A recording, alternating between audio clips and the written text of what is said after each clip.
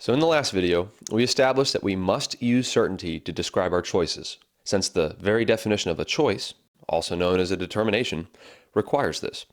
But if we use the wrong definition of certainty, then everything gets really confusing really fast. So in this video, we're going to highlight the two different definitions of certainty that people are unknowingly interchanging in their everyday language that leads to a lot of confusion. And we're going to see how there's a proper use to each of these definitions, but to our specific conversation about choices, only one can be used and still be sensical, still be logical. So let's begin with the correct definition, which we have already introduced in prior videos. So that was that something is certain or determined when it cannot be otherwise. Another way of saying that is that there is no possibility of a different outcome. Now I'm going to label this the essential definition. And I'm calling it the essential definition because the improper definition of certainty will add an extra condition, something that is non-essential to this conversation. So that's why I'll call it the essential definition. Now, you could call it anything you want. You could call it the basic, the philosophical, the fundamental, the primary definition, but we're just going to stick with the essential definition moving forward here. But now we're going to introduce the improper definition. And instead of calling it the improper definition, I'm just going to call it the common definition. And the reason I'm calling it the common definition is because that's what people most commonly use in their everyday language. So the common definition is that something is determined or certain when it cannot be otherwise. So that's the part where it's exactly the same as the essential definition, but it adds an extra condition that it cannot be otherwise regardless of your will or regardless of your choice, however you'd like to put that. So to see the difference between these two definitions, let's consider the following statement. That car crash was unavoidable. First off, just as a review, what is the word in this sentence that is being used to describe the certainty of the situation? Well, that's this word here, unavoidable. So it's clear that the outcome is going to be the car crash, cannot be otherwise. There's no possibility of a different outcome. That's why the term unavoidable is being used. So far, so good. But instinctively, you understand this sentence to mean something more. Because if someone tells you that a car crash was unavoidable, you usually take that to mean that there was nothing the driver could have done to avoid the crash. There was nothing the driver could have done to avoid the crash. This is because we are conditioned to always add this extra condition of our definition right here, that regardless of your will or choice piece, to our definition of certainty. And just to prove it to you, if I told you that there was a way out of the car crash, but the driver didn't take advantage of the opportunity, you would say that the car crash was avoidable. You wouldn't say it was unavoidable. So why is this definition improper? And now again, it's only improper when we use it to talk about choices, because there are certainly definitions where this is a perfectly valid use of the word. There are certainly car crashes where there is nothing the driver could do to avoid the crash.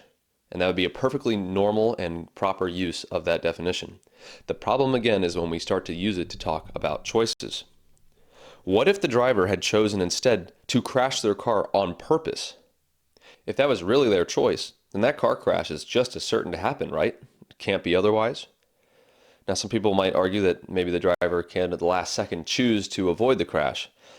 But again, that would just be saying that he didn't really choose to crash the car. We're assuming, I'm giving you the hypothetical, that the driver's choice was really to crash the car.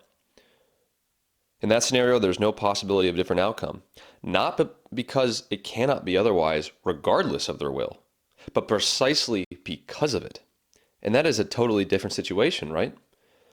So if you don't make the distinction in your mind as to what the essential definition of certainty is, then you're going to have a really tough time talking about choices intelligently, because everything we talk about and the sentences we start saying are going to sound totally ridiculous. So here's an example of that. Here I've got a beautiful picture of myself with two ice cream cones before me, chocolate and vanilla. And here you're seeing a present moment snapshot where I have chosen to eat chocolate ice cream. Now consider the following statement and see if it sounds weird to you. If I choose to eat chocolate ice cream, I cannot choose vanilla ice cream. Already something kind of sounds off, right? Couldn't I choose to eat vanilla ice cream? Well, yes and no. So do I have the ability to choose either chocolate or vanilla? Well, totally, yes. Could I choose to eat vanilla after I ate some chocolate? Sure. But in this moment that you're looking at this picture, if I have really chosen to eat chocolate, can I still choose to eat vanilla at the same time? Well, no, right? That's because my choice, by definition, created certainty. The reason the sentence, if I chose to eat chocolate ice cream, I cannot choose vanilla ice cream, the reason that that sounds weird is because you're using the wrong definition of certainty. If I substitute the common definition into the sentence, you'll see how ridiculous it sounds. If I choose to eat chocolate ice cream, I cannot choose to eat vanilla ice cream regardless of my choice. That doesn't make any sense whatsoever, because it can't be regardless of my choice, because my choice is the exact thing that's determining what is possible. So the key takeaways from this is that we have to use the correct definition of certainty to talk about our choices, or we are going to be talking nonsense. Using the essential definition of the choices is completely necessary. One, because the definition of a choice requires it, as in we have to use certainty to talk about choices, as we introduced in the prior video. And it's also necessary because the common definition is literally nonsensical. And that might be a really important point for you to think about. It's not just that the common definition is unhelpful or misleading.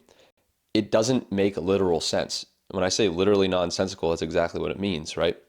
Just going back to that prior example, if I choose to eat chocolate ice cream, I cannot choose vanilla ice cream regardless of my choice. That is a nonsensical statement.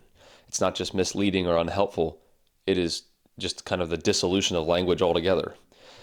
So that's our key takeaways from this. And we're going to further distinguish this in the next video by talking about what do we mean when we say moral ability versus moral inability.